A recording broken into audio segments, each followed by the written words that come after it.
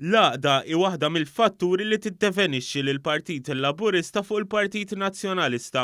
B'dan il-kliem id-Deputat Prim Ministru u Deputat Mexxej għall-Affarijiet tal-Parlament tal-Partit Laburista Chris Fearn għalaq l-indirizz tiegħu fil-ftuħ tal-Konferenza Ġenerali tal-Partit Laburista. Id-Deputat Prim Ministru qal kif din il-leġislatura ż-żewġ partiti kellhom kontestazzjoni għal mexxej ġdid, iżda fuq naħa din il-kontestazzjoni waslet biex firdet partit.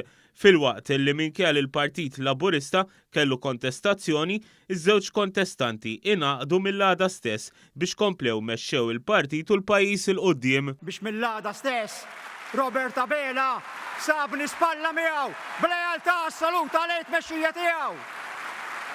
Bdemna flimkien mill-għada matul is-snin tal-pandemija. Ħadna d-deċiżjonijiet flimkien u issa qegħdin hawnhekk flimkien. Malta, tim maqut, tim Malta. Il-Partit Laburista huwa partit maqut u jekk ittuna l-fiduċja ħana kollna tmexxija maquda, ħajkollna gvern maqut, ħajkollna pajjiż maqut, Malta maquda, Malta flimkien.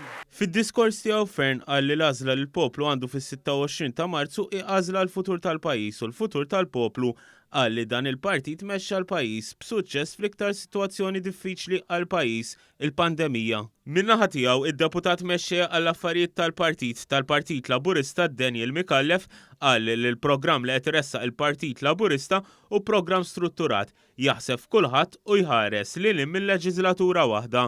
Qal li hu programm ta' 1000 proposta li jġeddet il-viżjoni tal-Partit Laburista għal dan il-pajjiż u ħabbar uħud mill-proposti fosthom uħud speċifikament immirati għat-tisħiħ tal-lingwa Maltija. U għalhekk li qed nintrabtu li jsir investiment qawwi biex jiġi żviluppat materjal awdjoviżiv tal-ogħla kwalità bil-lingwa Maltija li jistimula l-qari u t-tagħlim tal-ilsiem Malti.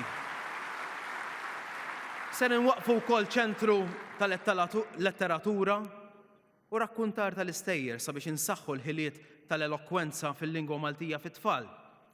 ċentru li jservi wkoll bħala spazju soċjali għal skop ta' inklużjoni.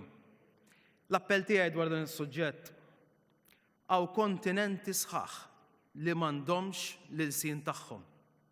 Aħna naqra ta' blata, konna kolonja għal mijiet ta' snin u l-ilsien tagħna ma ħadulna ħadd.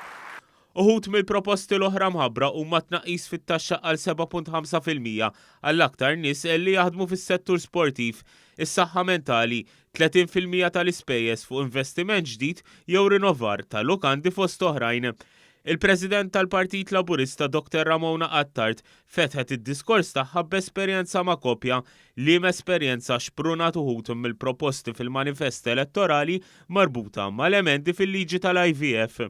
Jiena u l-Prim Ministru ltqajna ma' koppji li għandhom kondizzjoni ġenetiċi u minkejja l-avvanzi kbar li għamel dan il-Gvern fil-qasam tal-IVF għandhom bżonn ir-riformi li qed jiġu proposti f'dan il-manifest elettorali sabiex isiru ġenituri.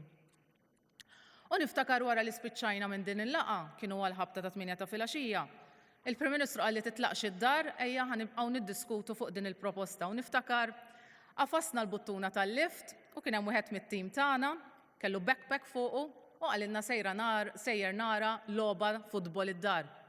U l-Prim Ministru qallu tmur xejn insa li tara l-logħba għax din il-proposta ħanlestuha illum u ħadkun parti mill-manifest elettorali. Dr. Attard temmet id-diskors billi qalet li l-opportunitajiet jistgħu jitwettqu biss jekk il-poplu ikun parti attiva f'dan il-mument kruċjali għal 5 snin li ġejjin.